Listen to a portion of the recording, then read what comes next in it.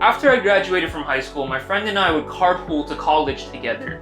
And on the drive over, we talk about stuff going on in our lives, family, friend, drama going on, all that. And he would always ask me this question, WWJCD. And I would think, yeah, you're right. What would Jackie Chan do? Now, usually the answer was something like this.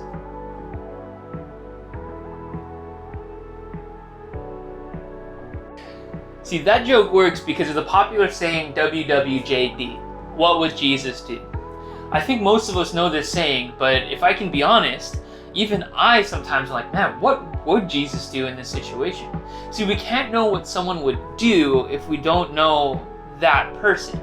So we can't say, oh, I know what Jesus would do if we don't know what Jesus did.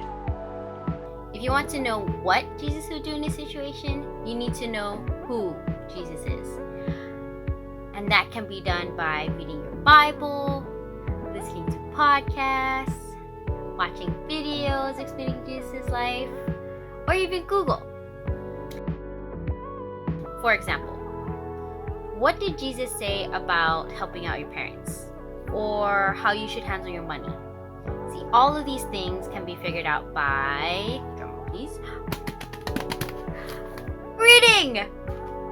Who would have thought? When you and I learn how Jesus would respond or what Jesus would do, then we're actually able to live like Jesus. All of the videos that we've been making, the messages that I give, it's all can be summed up in this one sentence. Live like Jesus. See, when people tell you to read your Bible, it's not because it's like a chore that you need to do.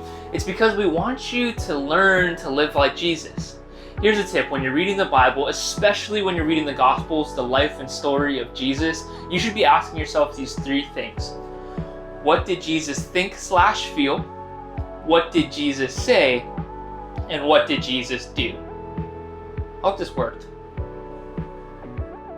Basically, all the church is trying to do is show you that the life of Jesus is something worth imitating and to give you the tools on how to do that. So all the lessons we've been doing aren't about trying to convince you to act a certain way or to make you stop swearing. It's to show you that there's another way of living life. In John 10:10, Jesus says, "The thief comes to steal, kill, and destroy. But I have come so they may have life and life to the full." So you don't need to live a life like celebrities or rich people. You can live a full, satisfying life like Jesus. You can be a loving person in a not very loving world. You can be a generous person in a greedy world. You can be an encouraging person in a discouraging world. See, Jesus didn't come down to teach us a few lessons or to make sure that we stop swearing or to say, hey, you should only play in Christian Minecraft servers, but you can join ours if you want. It's really fun. Jesus came down to give us a blueprint of what it means to live. You don't have to live the way the world wants you to. There's another way, the Jesus way of life. I mean, consider this. In 1 Peter 2:21, it says, "To this you were called, because Christ suffered for you, leaving you an example that you should follow in his steps." We've said this a bunch of times and I'll keep saying it. If you're a follower of Jesus, act like it. And it should be obvious to everyone in your life, your family, your friends, your classmates, not because you're being overly dramatic, but because you're more encouraging than you are negative. You pray for others rather than talking trash. You focus on what you can give rather than what you can get. As followers of Jesus, we were called to stand out, to be a light in dark places. And we don't need to live like celebrities because God has already deemed us royal.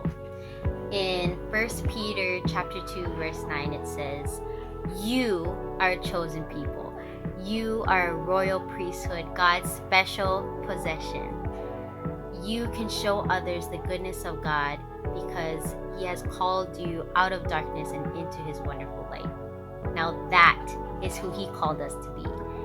That is why we exist. And we encourage you to study the life of Jesus, not as a moral teacher or as old life lessons, but more so as a blueprint on how to live your life. alive. We're here for you. We're praying for you. And we miss you. And we will see you online.